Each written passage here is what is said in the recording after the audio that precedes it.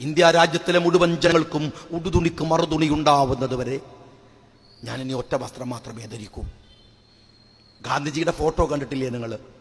1948 ജനുവരി 30 നാഥുറാം വിനായക് ഗോഡ്സെ എന്ന് പറയുന്ന തെമ്മാടി ആ മനുഷ്യന്റെ എല്ലിച്ച ശരീരത്തിലേക്ക് വെടിയുണ്ടകൾ ഉതിർത്ത് അത് പിടഞ്ഞു മരിക്കുമ്പോഴും ആ ദേഹത്തൊറ്റ വസ്ത്രമായിരുന്നു.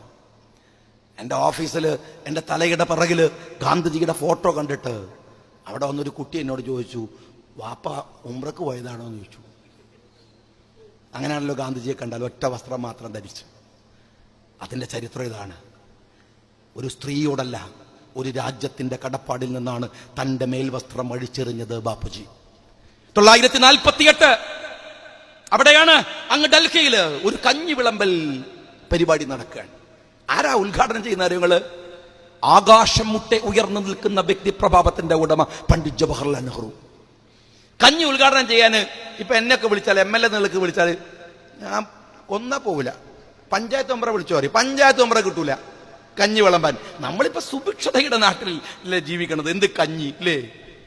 48 കഞ്ഞിക്ക് അമൃതിന്റെ വിലയുണ്ടായിരുന്നു, അത്രമേൽ വിലയുണ്ടായിരുന്നു. ഇന്ത്യയുടെ പ്രധാനമന്ത്രിയാണ് കഞ്ഞി വിളമ്പി കൊടുക്കുന്നത്. ഇങ്ങനെ വിളമ്പിക്കൊണ്ടിരിക്കുമ്പോ പ്രായമുള്ള ഒരു സ്ത്രീ ഒരു വലിയ മൊന്ത പിടിച്ചിട്ട് കഞ്ഞിക്ക് വേണ്ടി നീട്ടി. നെഹ്റു പറഞ്ഞു അവരോട്, അമ്മക്ക് ഈ മൊന്ത ഒറ്റക്ക് പിടിക്കാൻ പറ്റുമോ? ഒരു ചെറിയ പരിഹാസം ഉണ്ടായിരുന്നു.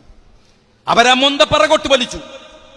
എന്നിട്ട് നെഹ്റുവിനോട് പറഞ്ഞു, പ്രധാനമന്ത്രി, എനിക്ക് മനസ്സിലായി കളിയാക്കല്, പക്ഷെ നിങ്ങൾ അറിയണം, ഇതെനിക്കെന്റെ വയറിലേക്കല്ല, 23 വയറുകൾക്കാണ്. അവർക്കിവിടെ പാത്രമോയുമായി വരാൻ ഞാൻ ധരിച്ച പോലെ ഒരു വസ്ത്രം അവർക്കില്ല. അവരോട് മാപ്പ് പറഞ്ഞ് പണ്ഡിറ്റ് ജവഹർലാൽ നെഹ്റു അവർക്ക് പിന്നെയും കഞ്ഞി വിളമ്പി കൊടുത്തു. അവിടുന്ന് നമ്മൾ വന്നത്. റിലയൻസ് തയ്ച്ചു കൊടുക്കുന്ന 10 ലക്ഷത്തിന്റെ കോട്ടുമിട്ട് നടക്കുന്ന ഈ എരപ്പൻ പ്രധാനമന്ത്രിക്ക് അറിയില്ല എവിടെ നിന്നാണ് ഇന്ത്യ വന്നത് എന്ന്. എത്ര ദാരിദ്ര്യമായിരുന്നു ഇന്ത്യയിലെന്ന്. ബന്നിന്റെ മുകളിൽ മുന്തിരി വെച്ച പോലെ ഈ ചീർത്തു വീർത്ത അമിഷയൊക്കെ കയറിയിരിക്കുന്ന ഇന്ത്യ എവിടുന്നാ വന്നത് എന്നറിയില്ല നിങ്ങൾക്ക്. ദാരിദ്ര്യത്തിനെയും കഷ്ടപ്പാടിനെയും ഇന്ത്യ അതിജീവിച്ചത് മതത്തിന്റെ പേരിലല്ല, മനുഷ്യന്റെ പേരിലാണ്. അവിടെ എല്ലാവരും ഉണ്ടായിരുന്നു, ഹിന്ദുവും മുസ്ലിമും ക്രിസ്ത്യാനിയും സിഖുകാരനും ഒക്കെ. നിന്റെ മതത്തിന്റെ മനസ്സിലെ വിഷം കൊണ്ട് അവരെ അങ്ങ് പറിച്ചു കളയാൻ നീ ഇനിയും 1000 തന്തമാർക്ക് ജനിക്കേണ്ടി വരുമെന്ന് നിങ്ങൾ മനസ്സിലാക്കിക്കോ. ഇത് ഇന്ത്യയാണ്. ഒരു 2ാം സ്വാതന്ത്ര്യ സമരത്തിൽ പങ്കെടുക്കാൻ കഴിഞ്ഞവരാണ് ഞങ്ങളെന്ന് ഈ പുതിയ തലമുറയിലെ കുട്ടികൾ അഭിമാനിക്കുന്നു. ആ കുട്ടികൾക്ക് അഭിമാനമുണ്ട്.